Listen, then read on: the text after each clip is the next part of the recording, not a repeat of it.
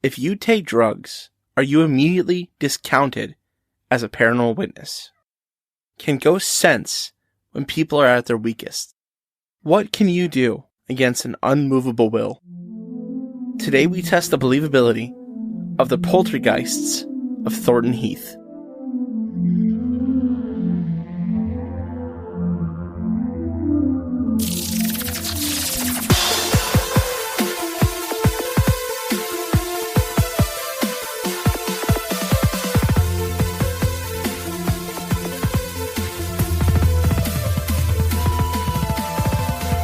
Welcome to Believing the Bizarre, where we dive into the unknown and the unusual and tell you whether or not we find it believable. This is a topic that is well known. Poltergeists are, but this case is not so much. The movie is. What? The movie Poltergeist? Oh, I was like, there is a movie about this specific case. Really? What's it called? Do you know? The Poltergeist of Thornton Hill. Oh, okay. It like Thornton Hill Poltergeist. The Thornton Hill. But it's like a super under the radar movie. Yeah. 80s? I think maybe earlier even. Wow. Okay. Well, no, 80s sounds right. 80s, 90s. So, really, I don't know if I want to do a lot of preamble. Do you just want to jump into the topic? Yeah, I know nothing about this, so let's go. I said poltergeists because it's two. And Thornton Heath is like a suburb under London. Okay. So we're going back to the UK. Isn't it crazy? And I wish I would have said something, because now you could say, it's retroactive. I knew just based on the word Thornton that it was probably somewhere in England. Yeah. Or, London, England. UK. I wasn't sure. I when I looked it up, I wasn't sure where it was. But yeah, it takes place in London. Well, in a suburb of London to the south. So these poltergeists have a British accent? You better believe your crumpet and scones they do. Yeah. Or Cheerios, or frogs in a hat, or whatever. Beans on toast. So there are two cases. One happens in the 1930s, and the other happens in the 1970s. We're going to start with the one in the 1930s. We're going to go chronological. I appreciate that. Although I had an inclination to not go that way. But very, very silly if you would have done it that way. It would have been. I did find an article that went the other way. That it started in the 70s and then went to the 30s. And it should immediately be deleted. There's not a lot out there about these cases. Just a movie. Did you watch the movie? I didn't watch it, no. To prepare? I don't think I would have liked it very much. Too scary? I don't think very good at all. Oh. They're both about families. Both about families. Although, when you think of a poltergeist, you think of a younger girl going through... a TV. That's a reference to the movie. No, you think about a girl going from hitting puberty. Because there's a lot of... I don't. I just think of like ghosts.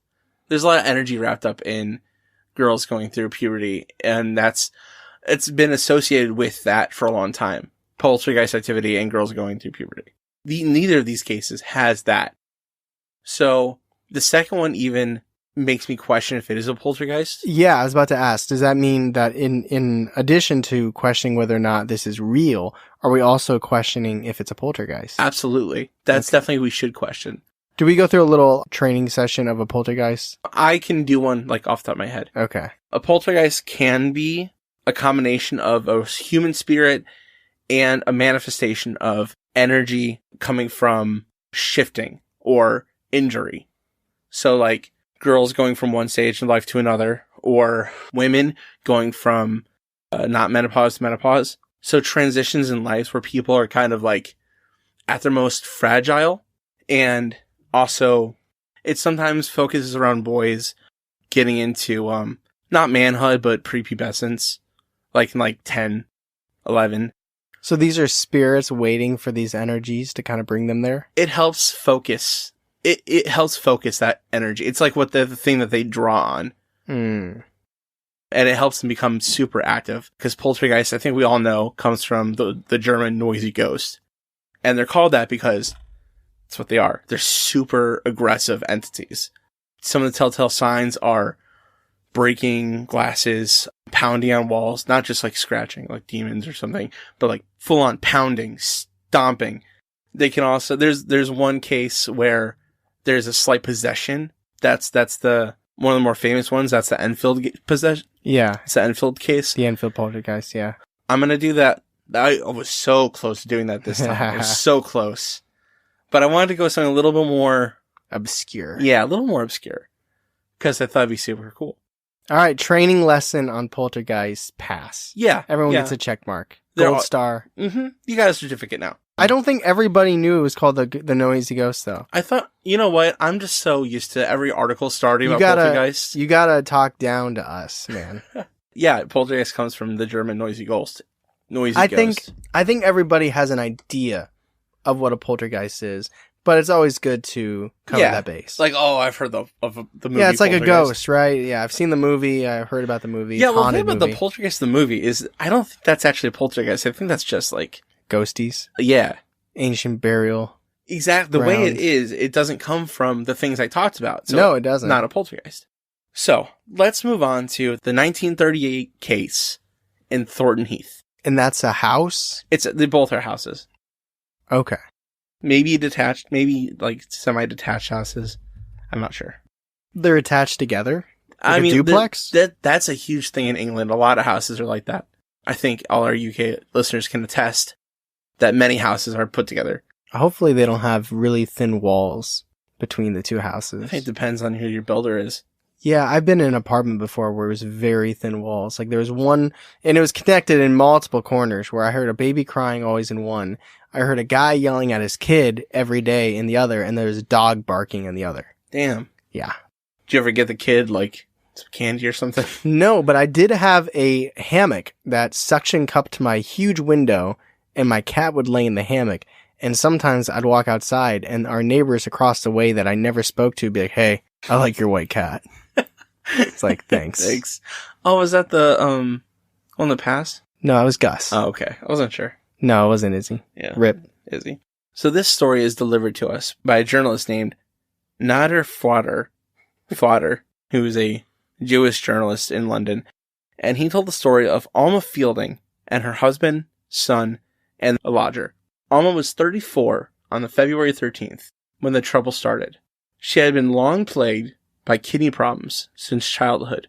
She had a standing prescription for antibiotics and sedatives to fight it. She was out visiting friends when the old sudden telltale pain in her pelvis struck. She knew that night was bound to be hard. Okay, do you have any questions so far?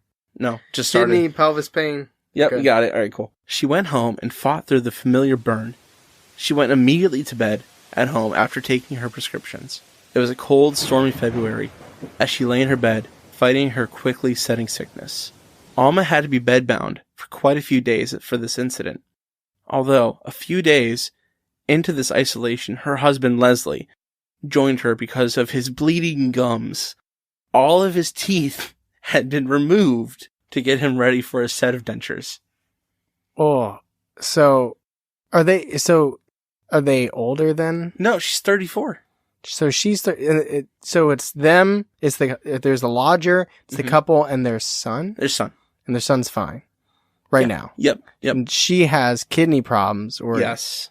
Okay. She sounds like kidney stone or something like that. I don't know. It's a constant kind of thing that keeps happening to her. It's like, it's been happening since childhood. I don't know what it is. Oh. But she needs antibiotics for it, so I assume it's some kind of infection. Okay, and he... purposefully lost all his teeth? They were pulled by the dentist. So it was intentional. It was intentional. Okay. I didn't know if it was like... I didn't know when the supernatural element had started yet, but we're not there yet. No, we're not there yet. That's just freaky. That's just... Okay. I assume he had some a lot of teeth issues, and the dentist was just like, it, cut him out. Yeah, if he would have been around for like 70, 60 more years, he could have had some dental implants, but... 3 days passed as the couple lay in bed suffering from their ailments. It was cold outside, and all their windows were fogged. Was the lodger taking care of their son? I mean, he's 16, you'll find out. Oh, okay. So I think he's just living his life. He's like, I was just here, as a guest paying rent, but I guess I could pick him up from school. They are? I mean, he almost is part of the family the way they treat him. You'll see. We need groceries. We like almond milk. George, get us something nice. Okay. Pizza, George. The rabbits, George. Oh, that's Lenny. Yeah. Well, no, it's Lenny talking to George. You got what I was saying. It was cold outside and their windows were all frosted outside. That Friday is when Alma noticed something strange. A 6-fingered handprint emerging in the frost. As that evening fell, and the days went to switch to midnight, the couple was drifting into sleep when they snapped awake as a glass shattered. When they woke up and turned the lamp on, they saw what had once been a tumbler now into a million pieces on the ground, and they saw another glass object fly across the room and break. Leslie whispered to his wife in the quiet room to put the light out. In the dark, their blanket flew up over their faces, and they both struggled to turn on the light through the blanket, but failed. They called to their son, Donald, for help. Hurrying into his parents' room, he ripped open the door and ducked as a glass makeup jar shot over his head. George, the lodger, ran in to help too. He did not duck, but he was only hit by a few coins. He was hit by what's-his-name's teeth. Dude, what if he got bit by floating dentures? That would be intense. What? Donald went to turn on the lights, and he found he couldn't. Thinking quickly, he lit a match to see that the light bulb had already vanished from the lamp. It was found on the other side of the room, in one piece, and still warm to the touch. Donald and George stayed in Alma and Leslie's room for about 40 minutes until they went to bed themselves. So, they found the light bulb on the other side of the room, and it was still warm. That's what's really interesting to me. I think the most interesting thing to me visually is this 6-fingered handprint on the window. Because it's like, I would assume it's like it's not 2 thumbs, right? They probably had 5 fingers, right? 5 fingers and a thumb? That's what I assumed too. That's just so, because you said poltergeists were kind of humanish, but that seems, I mean, how does that land for you? To me, it feels like like I said, a manifestation of the energy of the house. There's like this doom and gloom that's going on, that it's gross outside. George is probably in Leslie's probably in a lot of pain. Alma's in so much pain. She's been bedbound for like 5 days. I think it's just like this like sickness that maybe an entity is taking advantage of and using to fuel its torture or something. And you think that entity is a poltergeist? I think so, yeah. I believe this is a poltergeist. It just doesn't seem humanish to me. I agree. I don't think it necessarily is. I think it can be more than a human. You know how we talked about how a tulpa comes from a lot of people thinking about something really hard? But the problem is I believe in poltergeists and I don't believe in tulpas. Well, so I'm struggling with this. Maybe you need to adjust that a little bit. I think their pain could draw something, but I don't think their pain and that energy could create something. I think you're both right. I think you're right. I think something came and is using that energy. Yes, I'm on the same page now. To kind of feed into its power. And okay, maybe I need to get this aspect of a poltergeist down. Was a poltergeist ever human? Could be. It's unclear. Because if it was, I don't think it would be leaving that handprint. This feels non-human to me. Well, unless it's changed so much since. But when you die, what makes you, you're not going to heaven or hell, you're a poltergeist. I feel like it's like a ghost on steroids, literal steroids. And when there's so much misery in the house, those are the steroids. Instead of getting pimples on your back, you get an extra finger on your hand. Maybe it does suffer some kind of mutation. I like the steroid analogy because of lack of even keelness, getting a temper, throwing tantrums. I don't know. I need to hear more. Okay. There's more to this story, so that's good. Okay.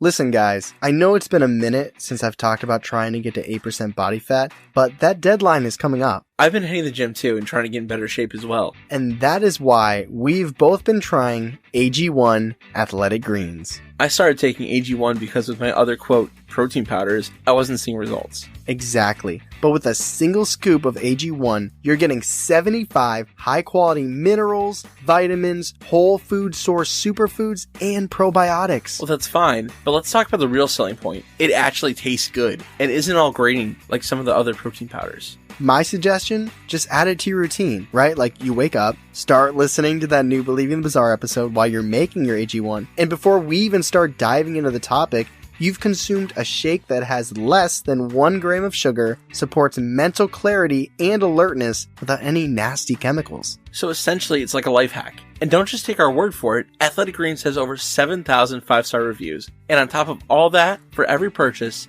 Athletic Green donates to organizations that help get nutritious food to kids in need, like No Kid Hungry. Skip the supplements and the dozens of various pills. You can reclaim your health and arm your immune system with daily nutrition. All it takes is just 1 scoop of AG1 and a cup of water every day. That's it. Still on the fence? To make it easy, Athletic Greens is going to give you a free 1-year supply of immune-supporting vitamin D and 5 free travel packs with your first purchase. That's right. All you have to do is visit athleticgreens.com/emerging. Again, that is athleticgreens.com/emerging to take ownership over your health and pick up the ultimate daily nutritional insurance.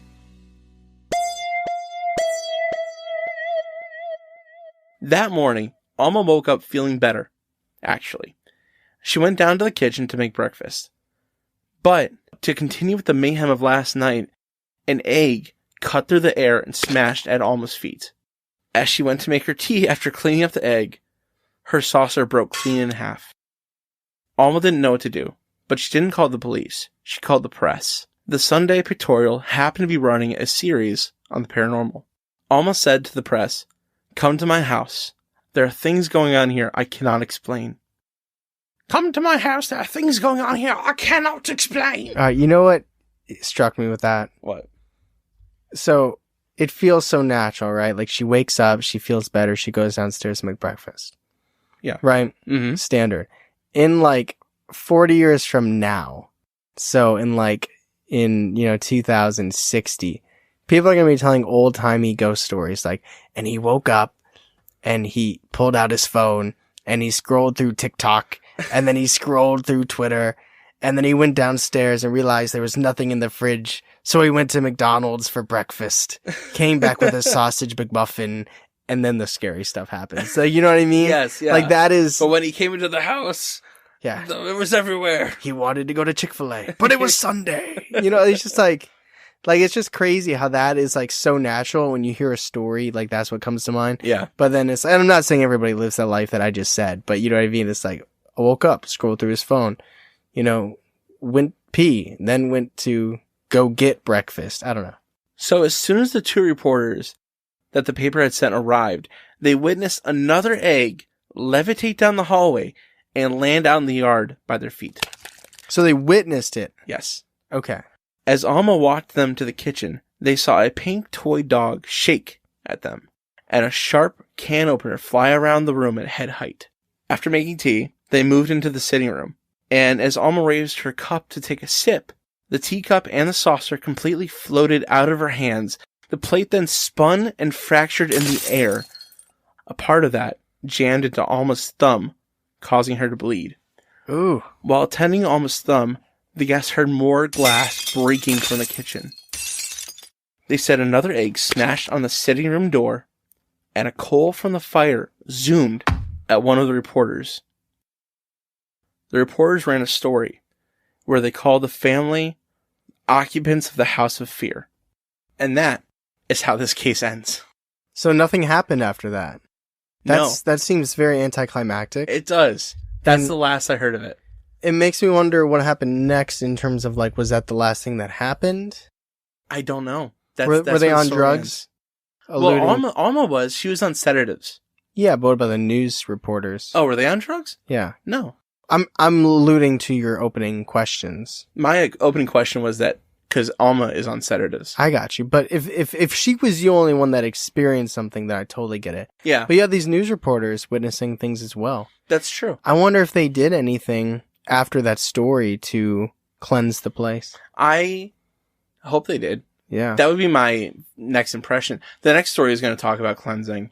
But in the 30s, so this was on the brink of World War II. This is 38. Hitler was just about to invade Poland if he hadn't already. And England knew that something was up in Europe. So they're a little bit distracted by that as well. And these guys are just trying to get a story out there. Yeah. It sounds crazy, but literally there were documents that came out about aliens existing, but it's like COVID. Do you remember when people were going to rush Area 51? They did. Yeah, but when we were talking about it. Oh, yeah, that was following on the other podcast. Yeah, I know, but it's a very stark memory in my head. I just imagine all those people getting mowed down.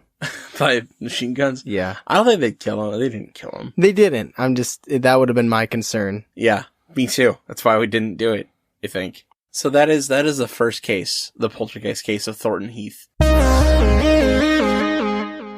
I think you're going to think this next case is a little bit less credible. And do you want me to tell you why, or you just want to hear it? No, I just want to hear it. Okay.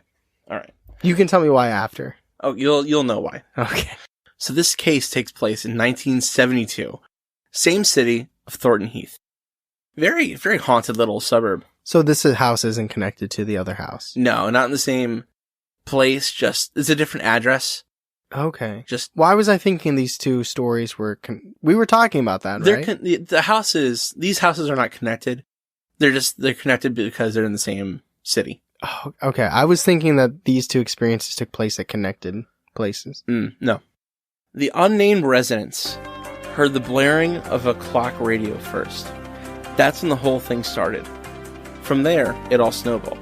Whatever it was, banged on the walls and stomped on the ceilings. With the noise came a specter that appeared as an ominous figure. It gave off the presence of pure malice. The family felt these disturbances for months. And in that time, violent activity began happening. Pictures fell from the walls, glasses and plates flew out of cupboards, and lamps leapt from the table and shattered over the head of the father. A few days before Christmas, the family watched in terror as, quote, the Christmas tree violently shook and ornaments flew off in all directions, shattering against the walls, unquote.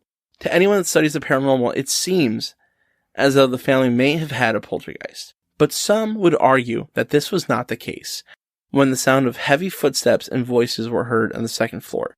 Now, some would argue that this is not the case because some people think that this incident might have just been that of ghosts, and we're going to get to why that is later. But I will argue that stomping and being on walls is indeed what poltergeists do. I just want to throw that out there. The family found nothing when they checked the noises, because, of course, nothing was there. They decided to have family and friends over to try to liven up the house over the course of the events unfolding. So they had friends over, and they had a good time by eating and drinking, and it was a lot of fun until they all heard banging on the front door. They stopped and stared at each other, and in that moment, the door blew open, and the lights flickered and went out. Everyone in the house left screaming. The next day, the family contacted a local church, and a priest was immediately sent to the home. A blessing of the property was performed. Unfortunately, it didn't seem to work. The entity stepped up to taunting. It banged even louder on the walls, and loud crashes came from upstairs. And that's also when the figure started to appear. And it gave off nothing but evil. Quote, following the failed blessing, the family was put in touch with the spiritualist medium. When the medium arrived, she immediately sensed the presence of two spirits in the home. The medium explained the spirits were a farmer and his wife named Shanton. The Shantons, the ghosts, considered the family to be trespassers and attempted to make them leave using any methods at their disposal. The medium tried to get the spectral couple to leave, but they flatly refused. This was their home, and no one was going to make them leave, even if they were dead. Unquote. And after about 40 years of activity, the Shantons got their way. The family that lived there packed up and abandoned. And that's how that ends. I think the most remarkable thing of the entire story is we got the name of the entity and not anyone else. Like if you were going to someone's house and it was haunted by something and someone was like $50, do you think you're more likely to get anyone in the house's name or the entity's name? 9 times out of 10, or 10 times out of 10, not counting this story, you would get the family's name or the medium's name. Mm-hmm. But instead no one else is named. We get the poltergeist name. Well, I think the idea that they were actually ghosts. But anyway, now we got the Cliff Notes on a poltergeist, what it actually is. And my 2 cases that we presented. Do you wanna go to the discussion? Yeah.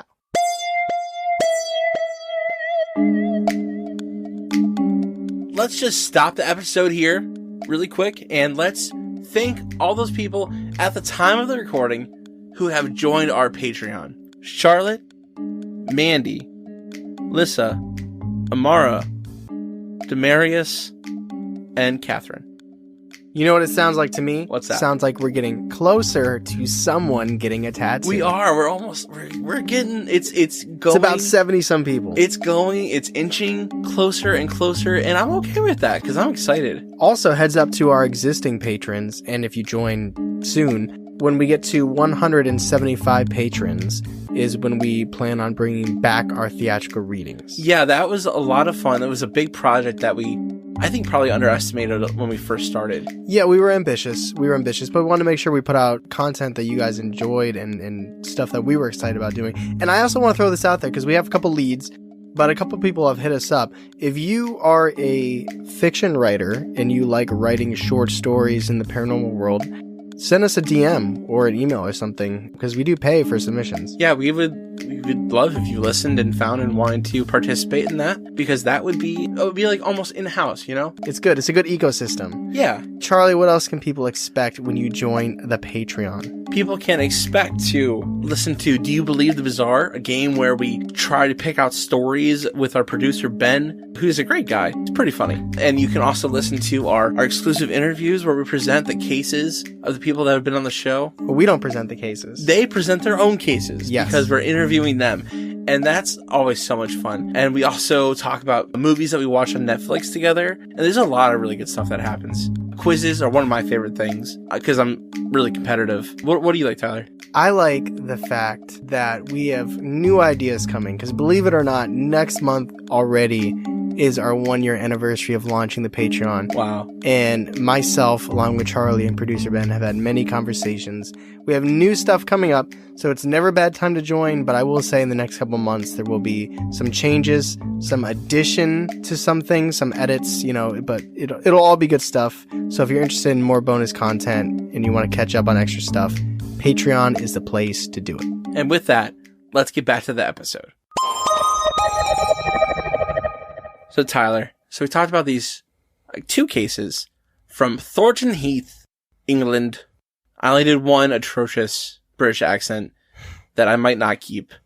Yeah. I think you should. Okay, just to make sure everyone knows that we can't do it. Yeah. I used to be really good at accents in general. I think I was better in the past.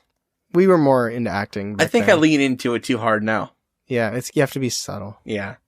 I don't have a lot of subtlety. No? I don't think so. I don't think I'm very subtle at all. Anyway, get off me. Let's talk It's not about me. Let's talk about these poltergeists. So, again, what is a poltergeist? It's this thing, this entity. Does it have to be human? Was it human at one point? That's where I always find the struggle with poltergeists. Like, are they human? Are they their own thing? Are they manifestation? I think I like what I said earlier. I think it's a human entity that is pumped up by emotions, kind of like steroids. Because, like you said, it throws tantrums every now and again. It has that roid rage, I guess you could say. And it's powerful. It's always powerful. And it can even bleed into possession. I think, for me, the way that my mind is trying to grasp onto this, it goes from A to C. Person dies, becomes a spirit, and all of a sudden it's drawn to negative energy and is a poltergeist. I feel like it's missing the qualifier.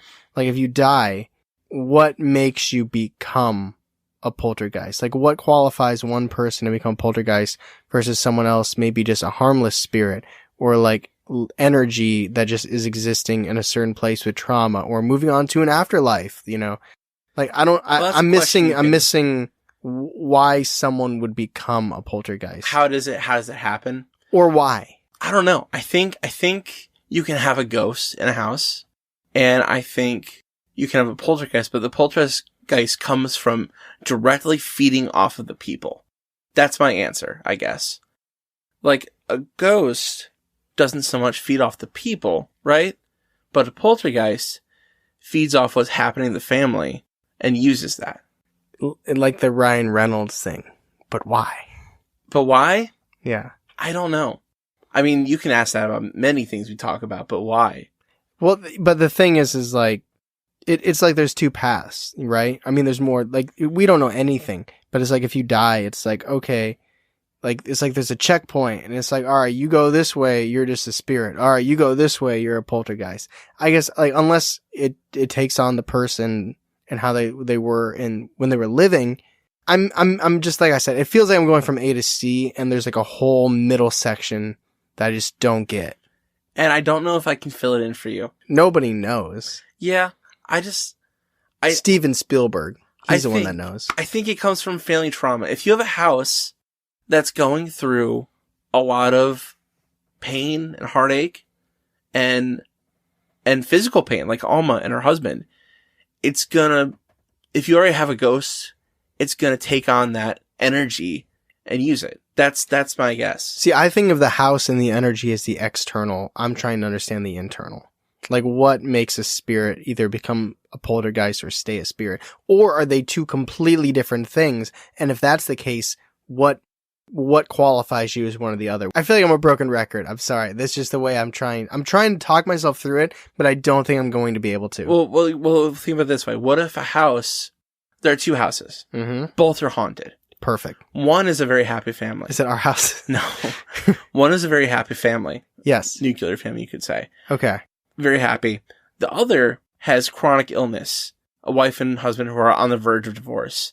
I would argue that house that has those issues is more likely to get that poltergeist because it draws on those negative feelings.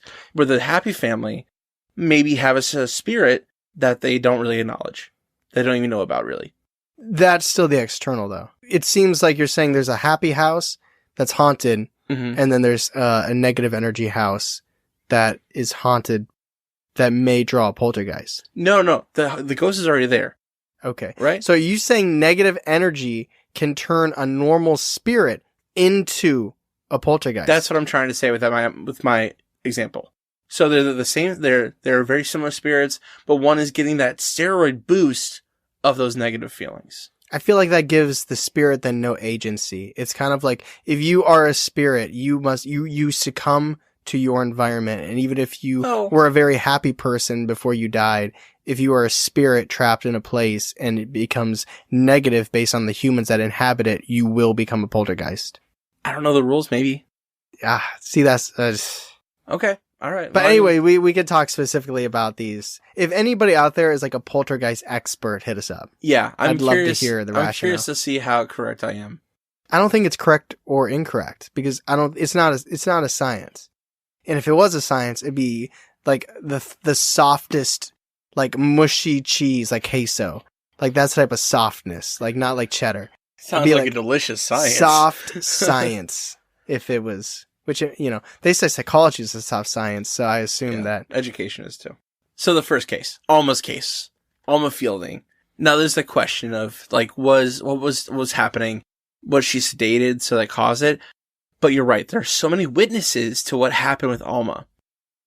At least, George, Leslie, Donald, and then, was there one reporter or two? 2 reporters. Yeah, so that's quite a few people. So even if she was sedated or was on prescription drugs, which she was, that's, like 18% of the people, 20% of the people there. Yeah.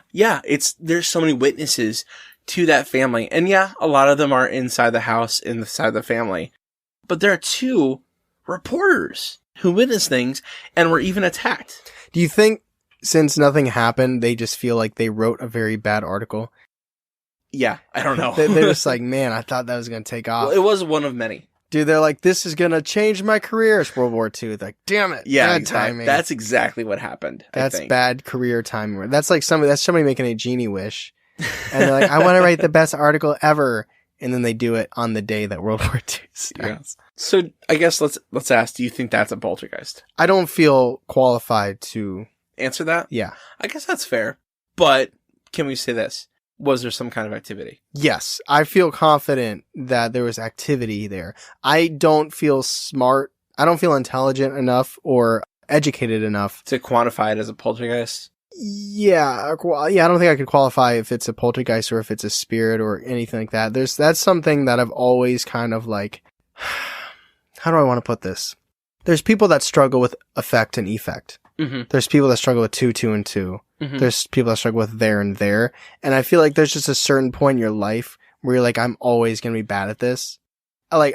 I'm bad with effect and effect, and you can try and explain to me all day. This one normally goes at the end, and this way, listen, my grammar, my syntax is like 98%. The 2% I'm missing is effect and effect. Mine is which and which and which. Really? Mm-hmm. I used to have trouble saying that wait and wait, or waste and waste. Like your waste, and then we're wasting energy right now. This podcast. Just kidding. But anyway, my point being that poltergeists and ghosts are always something that I've always felt was in my blind spot, and now it's being exposed. Okay. Well, here's the thing. I feel like I've never been able to determine where the difference is, but I think it comes from that pain of the family. Like we mentioned the Poltergeist movie. Yeah. How I don't think that's a poltergeist because that doesn't come from one of those circumstances. It would not surprise me if Steven Spielberg made that movie not completely knowing what a poltergeist was, but just wanted to give it a name better than, like maybe the first script, the screenplay was called Ghost, and he was like, The first one was called Indian Skeletons. Spectre. Or Native American Skeletons. But so going back, I don't know whether or not it's a poltergeist, but I do believe there's paranormal activity happening at this house. We got floating eggs. We got can openers. We got windows breaking. The fingerprint, that's like the image for me. I don't know if I'll be able to make that graphic on this episode. Good image. But if I somehow can, I don't know how I could do that. Yeah, it was above their fireplace. Yeah. I definitely think there's paranormal activity happening in this house. It's just so all of a sudden, too. Yeah, and without any resolution, which I hate, but too. There's a certain realness to that. Like in the real world, we don't always get answers, and things don't always work out the way that you would expect them to, start to finish, Hollywood or anything like that. Yeah. Like sometimes things you can't explain, and it's not like a perfect circle. There's no perfect arc to this. I hate that it goes away. It makes no sense to me, but at the same time, it's like it actually makes me believe it more. Mm-hmm. Yeah, I don't like that there's an arc to this, but let's move on to the next case. I wouldn't even call this a case. What do you call it? Story. I would call it a story. That's pretty good. I agree, because we don't know any of the characters' names. Characters. See, you say characters. See, yeah, it's a story. I'm going with you. So, tell me about it. What do you think? I think it's a good story. I think it's interesting. Yeah. Why do you think it was made up? Just because there's no facts, that's all. No. Like, why do you think someone wrote it? I think it's because it's the same town. I mean, for 40 years, you're hearing about this other case. You know what I mean? Mm-hmm. So I think somebody took liberties. Here's the real shame. I think there's a possibility that it's real. And, well, I guess there's two. It's either fake or real. If it's real, it's such a shame that all the information was not included, because that just feels like such a ball drop to me. I agree. Because it's not even like we get the medium's name. Or the priest. Yeah, like if we got their name, but it's like the family preferred not having their names told in the story. Mm-hmm. There's at least that almost like based on a true story thing. But just the way it's presented, it just feels like, oh, there's this really popular thing that happened in our town. What if it came back somewhere else? I know.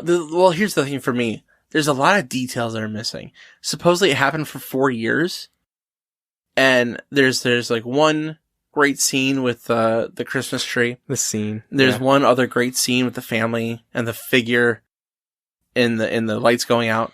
Mm-hmm. 3 moments over 4 years. Exactly. But because it seemed like that stuff happened earlier on, right? Yeah, I think you can assume that. So we get the details of what happened early on, but we don't get the details of what happened 4 years later that actually was the catalyst to making them leave. Like, clearly what we heard was not enough to make them leave, unless the housing market was total trash. Yeah. So Yeah, I don't believe that.